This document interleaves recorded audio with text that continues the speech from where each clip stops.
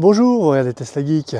Et si tondre sa pelouse pouvait être aussi facile et simple que ce que je suis en train de faire?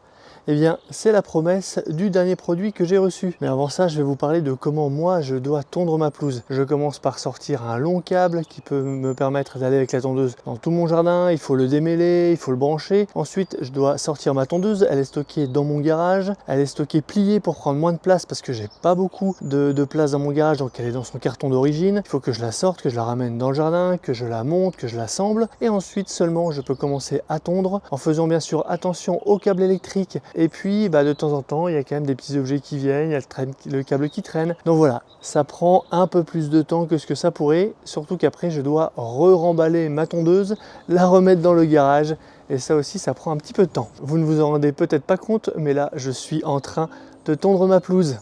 Et oui, c'est grâce au dernier produit que j'ai reçu de la part de Geekbuying, un site de vente en ligne de produits électroniques.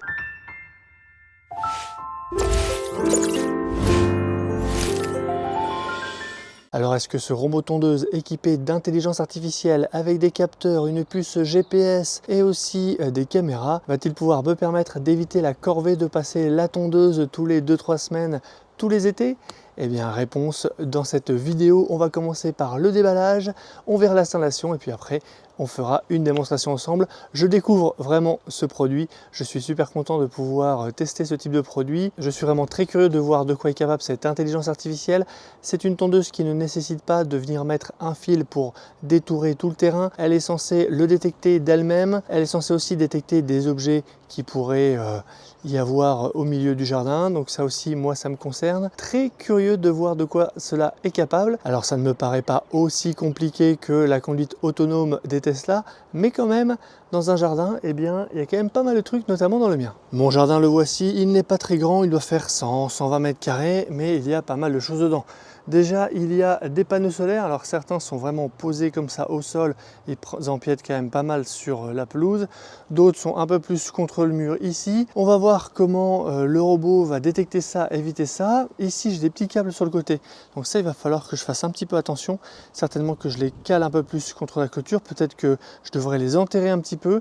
Ça, on verra ensemble. Et puis, il y a cette balançoire. Il faudra qu'il puisse faire le tour de la balançoire en allant tondre au plus près possible des pieds, ce que moi je n'arrivais pas vraiment à faire avec ma tondeuse électrique.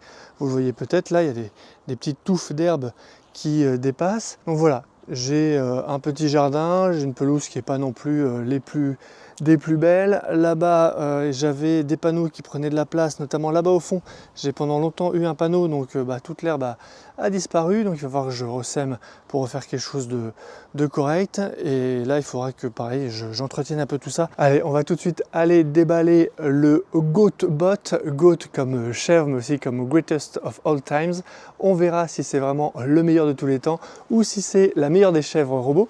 En tout cas, il est juste là, on va le déballer. Donc le robot tondeuse est arrivé dans ce grand carton, il est arrivé super vite, il est expédié depuis l'Europe, j'ai dû l'avoir en 2 jours, j'étais vraiment très étonné. On va l'ouvrir. Bon, ça commence évidemment par un manuel, le robot est jaune et noir, il existe aussi en blanc. Ici, on a certainement de quoi faire les piquets pour l'antenne. L'antenne GPS, elle est juste ici. Là, à mon avis, on va avoir tout un ensemble de câbles. Et là, on a le robot, la bête. Et juste ici, on a sa station d'accueil pour la recharge. Donc dans la boîte, qu'est-ce qu'on a? On a d'abord ici une station d'accueil qui va permettre de recharger le robot. On a un premier chargeur, ça à mon avis, ça va être le chargeur pour le robot.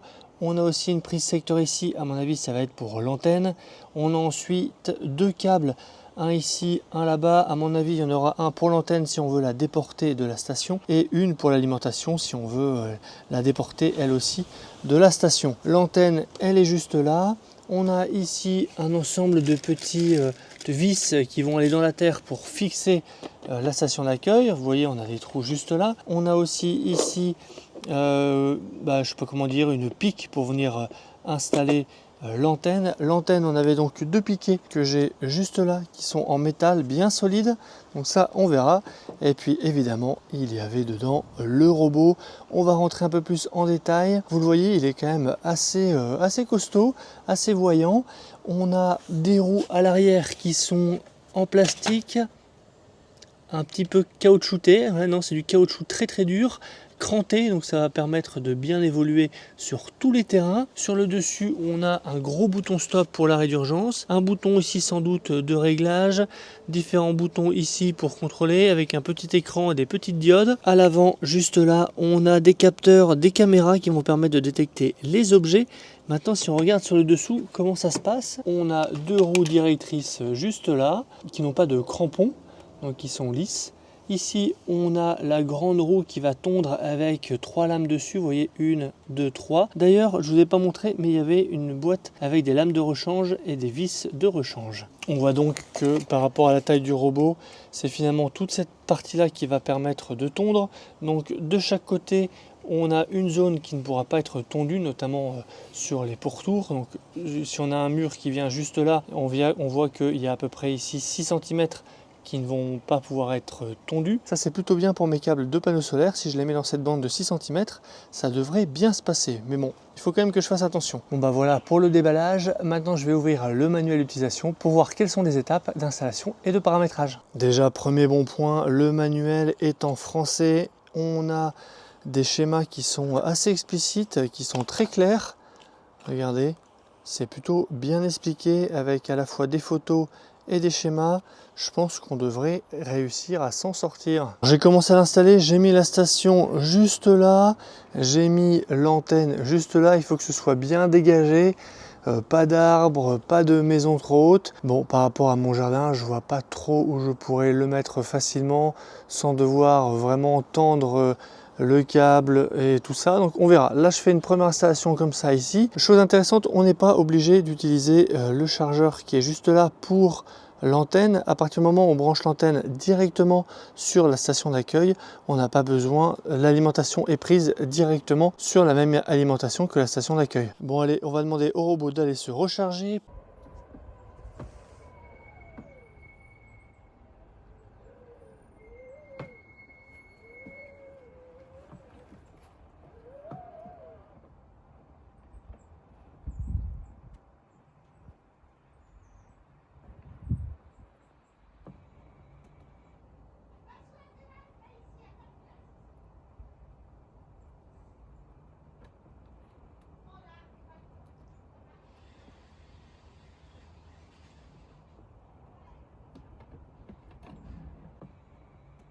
Bon, ça y est, j'ai enfin réussi à appairer la tondeuse dans l'appli et en toute transparente, ça n'a pas été facile, ça n'a pas marché du premier coup. Alors je sais que j'ai un peu des difficultés de réception de Wi-Fi dans mon jardin, mais je pense que l'application mobile non plus n'a pas forcément aidé.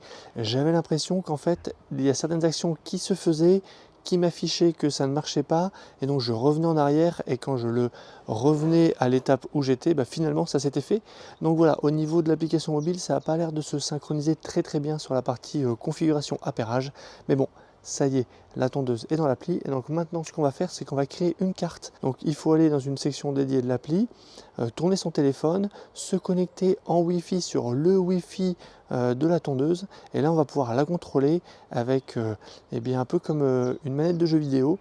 On va pouvoir, ou comme une voiture télécommandée, on va pouvoir la contrôler vers l'avant et à l'arrière, à droite, à gauche pour faire tout le tour du terrain et aussi délimiter si on a par exemple des zones de passage, des zones interdites, des zones où il ne faut pas tondre. Moi ça va être assez simple quand même par rapport à mon jardin, mais on va faire ça tout de suite. Donc là on est dans l'appli, on voit bien que la tondeuse est connectée. On va aller voir ça. Donc ici en bas on peut faire carte de travail. Et donc là on va faire créer une nouvelle carte de travail. Il faut tenir son téléphone dans l'autre sens. Et là il faut donc se connecter au Wi-Fi de la tondeuse. Voilà, donc on a la tondeuse qui sort. Donc on a le choix entre sectionner la zone de travail, une zone interdite ou un canal pour passer d'une zone à l'autre. Donc là vous le voyez, on a des boutons pour aller vers l'avant, vers l'arrière. On peut aller le faire tourner dans un sens ou dans l'autre. Donc moi là ce que je vais faire, c'est que je vais me mettre en bordure de mon terrain à un côté et puis on va faire tout le tour du terrain. Donc là je suis en bord de terrain, au niveau de l'appli je vais faire démarrer juste ici et là tout simplement je vais le contrôler. Voilà, on va avancer jusque là. On peut pas faire d'ongle à 90, donc je vais l'orienter un peu, le faire avancer. le faire tourner encore un peu. Voilà, comme ça. Je vais essayer de ne pas aller non plus trop près de ma clôture. Et vous le voyez sur l'application mobile qu'il est déjà en train de tracer un peu le terrain. Hop.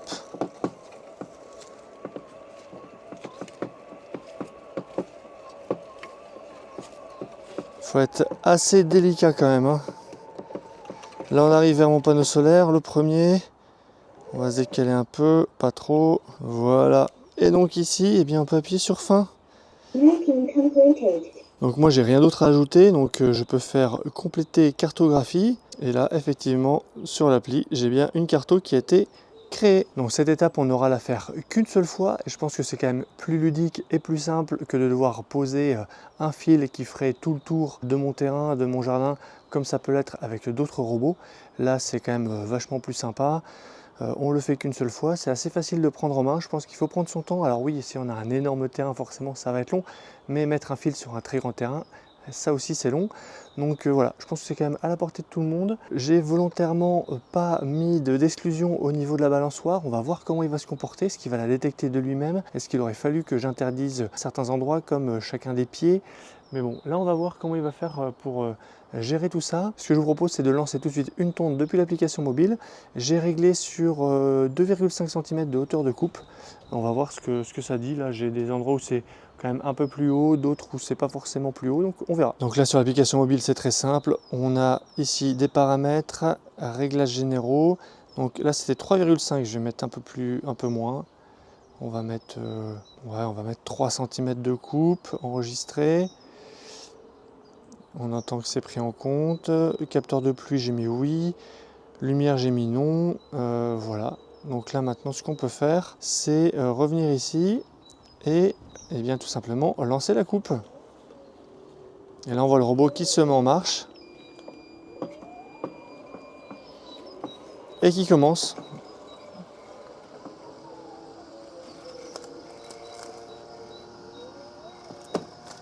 Il est allé tout au bord et ce qui est bien, c'est qu'au niveau de l'application mobile ici, on voit exactement le trajet qu'il fait. Donc on saura dire par où il est passé, par où il n'est pas encore passé. Il fait un petit peu de bruit dès qu'il entend un bout de terrain, dès qu'il est proche d'un obstacle, il fait un petit bip. Je trouve que ça fait quand même beaucoup moins de bruit que ma tondeuse électrique que je vous ai montré en début de vidéo. Ça, c'est vraiment un bon point. Après, au niveau de la coupe, c'est peut-être encore un petit peu haut ce que j'ai mis. Et on le voit là, il a fait ce trajet-là, hein. Ah, là, il passe quand même assez proche, ça c'est bien. Ça, je vais... Ah, il a vu ça, il fait demi-tour. Ça, c'est plutôt bien. Il n'a pas essayé de forcer sur l'échelle, même si l'échelle, il faudrait quand même que moi, je la remonte. Ouais, il sait pas trop quoi faire là. Ah, il le pousse quand même.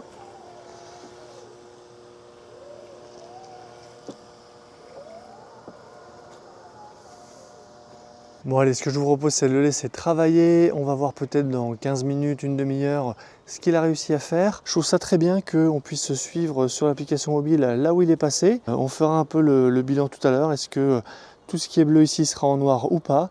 Et puis résultat de la tonte, est-ce que ça aura bien fonctionné? Vous l'avez vu, il n'y a pas de bac pour récupérer les herbes, donc ça va couper l'herbe assez finement et l'herbe on la laisse là, c'est le principe de ces tondeuses là. Alors là ça devient intéressant parce qu'on est sur une partie où l'herbe est plus haute que le reste de mon jardin, donc on va voir un peu comment elle se débrouille. Bon, je pense que ma hauteur de coupe est encore haute.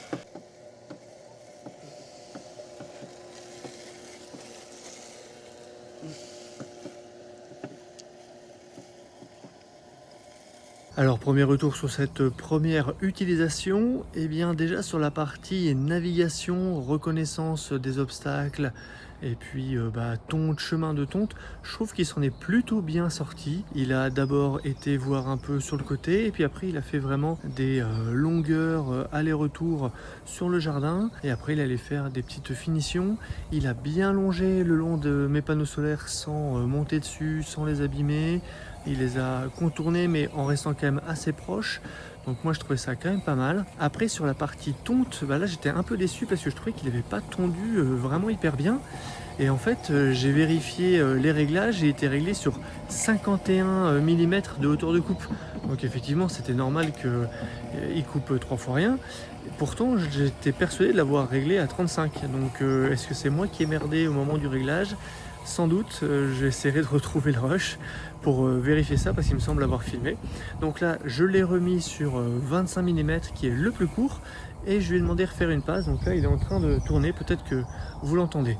Au niveau de la partie réception, eh bien là j'ai quand même eu quelques petits soucis avec mon antenne là. Il y a des moments où la diode passe au rouge, où la réception RTK se fait pas bien. Donc je pense qu'il va falloir que je trouve un endroit un peu mieux. Alors j'ai quand même un jardin qui est assez petit, étroit, donc peut-être qu'il va falloir que je le mette vraiment tout au fond par là-bas près de ma clôture finale. Alors ça m'oblige pas forcément à mettre la base tout au bout parce qu'il y a 10 mètres de longueur de câble, mais bon, je pense que avoir la base proche c'est peut-être quand même mieux d'une manière d'installation. Donc là vous le voyez derrière moi, il est en train de refaire une passe à 25 mm et je trouve que le résultat est bien mieux. Il est plus en attente avec moi ce que j'attendais, avec ce que j'ai l'habitude de faire avec ma tondeuse manuelle électrique où je mettais, il me semble, ce réglage là autour de 25 mm. Alors c'était pas aussi précis parce que c'était plus un loquet qu'on change, alors que là c'est une sélection à l'écran ou sur l'app mobile, donc là c'est vraiment très précis. Après il faut faire aussi attention quand le terrain n'est pas très plat, et bien le fait de mettre un niveau de coupe très bas, le chariot va descendre bas, et donc si le terrain n'est pas très plat, il peut frotter un peu. De temps en temps, j'ai la diode ici qui passe au rouge et qui m'indique qu'il n'y a plus de réception satellite. Et ici, elle est déjà passée en bleu clignotant quand il y avait plus de réception du Wi-Fi. Un point que j'ai oublié de regarder, c'est l'autonomie restante à la fin de la coupe. J'ai pas regardé parce que je me sens pas trop préoccupé par ça. Vu la taille de mon jardin, je sais qu'il aura toujours suffisamment de capacité de batterie pour faire tout le jardin et revenir à la base. Je l'ai paramétré pour une coupe hebdomadaire. J'ai mis ça le vendredi, juste avant le week-end, vers 14 h. Comme ça, quand il a fini, au bout d'une demi-heure, 3/4 d'heure, il se rebranche et j'ai encore du soleil pour qu'il se recharge avec la production de mes panneaux solaires. Je ne suis pas certain que ce soit vraiment intéressant de le mettre plus souvent. Vous me direz peut-être vous si vous avez de l'expérience sur une tonte régulière. En tout cas voilà, je pense qu'une fois par semaine c'est suffisant. On va aller voir tout de suite le résultat de cette deuxième coupe. Au niveau de la coupe, il n'est pas encore passé partout, mais en tout cas là ce que je vous montre, ça correspond à moi, mes attentes en termes de rendu, et c'est assez proche de ce que j'avais avec ma tondeuse traditionnelle. Donc pour moi c'est plutôt satisfaisant.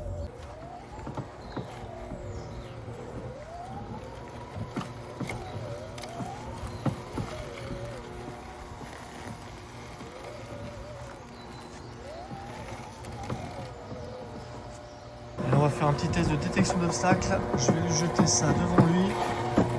Comment va-t-il réagir? Il a évité. Allez, deuxième essai.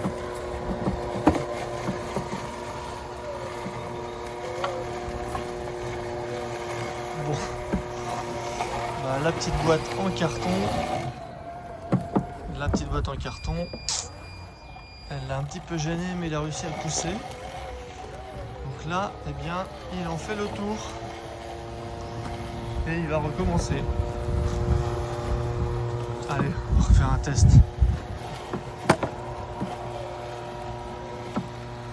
Bon il est vite hein. Bon il le pousse un petit peu quand même hein. Mais il s'en sort pas mal. Bon, eh bien, quel est le bilan de mon utilisation de ce robot tondeuse? Eh bien, déjà, vous le voyez ici, je savoure le fait de ne plus avoir à tondre, de ne plus avoir à y penser. Je vais vraiment pouvoir faire autre chose de mon samedi matin ou de mon dimanche matin. C'est le robot qui le fait à ma place et ça, c'est vraiment très très bien. Ensuite, en termes d'installation, c'est vraiment super simple. Le manuel est pas trop mal pour nous guider sur la partie installation. J'ai eu quelques soucis au niveau de l'application mobile avec des choses qui se faisaient pas très bien et aussi avec la réception de mon Wi-Fi ici qui est pas terrible. Je le trouve très pertinent sur la partie navigation. Le fait qu'il n'y ait pas de fil à venir mettre tout autour de la propriété, c'est vraiment un gros plus au niveau de l'installation. Sur la tonte, eh bien, une fois que j'ai mis le bon réglage de hauteur de coupe, le résultat était conforme à ce que j'attendais. J'ai été vraiment très impressionné par le silence de fonctionnement. Je m'attendais à quelque chose qui ferait le même bruit que ma tondeuse traditionnelle électrique, et en fait pas du tout. C'est vraiment hyper discret, et finalement ce qui fait le plus de bruit dans ce robot, c'est au moment de la configuration, quand il y a des paramètres qui sont validés, il y a une voix de synthèse qui se met à parler, qui est très forte, beaucoup plus forte finalement que le bruit en fonctionnement. Et ça c'est bien parce que ça veut dire qu'on peut vraiment le faire fonctionner à toute heure du jour, peut-être même de la nuit, pour que finalement eh bien, on ne le voit jamais travailler et on ne se rende pas compte que eh bien, il fait son boulot de tonte de pelouse. En termes d'accessoires, ce qui est fourni avec le robot est assez complet. On a la base, l'antenne, le chargeur. Je regrette juste qu'on n'ait pas un petit caisson étanche pour venir mettre la prise. Là, le chargeur, forcément, il est en extérieur. Donc, il va falloir penser à l'abriter parce qu'il ne m'a pas l'air d'être résistant aux intempéries. Le robot, oui, mais le chargeur pour la base d'accueil, non. L'application mobile reste assez basique, mais elle s'est déjà enrichie de nouvelles fonctionnalités depuis le début de mes tests, et notamment de notifications pour être averti d'événements de fonctionnement, suite au retour que j'ai fait à la marque. Niveau tarif, il est actuellement en promotion chez Geekbuying au tarif de 999 €, ce qui me semble correct pour un robot RTK sans fil périphérique avec évitement d'obstacles par IA et par caméra, multizone et capable de tondre jusqu'à 1500 m² dans le plus grand silence. Donc je suis très content que Geekbuying me l'ait envoyé pour ce test. Si celui-ci vous intéresse, il est disponible en deux coloris, en jaune-orange comme je l'ai ou en blanc, et vous trouverez bien sûr un lien sous la vidéo en description vers la fiche produit. Si ce type de contenu vous intéresse, n'hésitez pas à vous abonner, jetez un œil sur mon site teslageek.fr pour des bons plans, et je vous dis à bientôt pour une prochaine vidéo. Si tu as aimé cette vidéo ou que tu veux soutenir la chaîne, mets un like. Tu peux t'abonner pour recevoir les notifications de mes prochaines vidéos et aider la chaîne à être mieux référencée. N'hésite pas à donner ton avis en commentaire. À bientôt!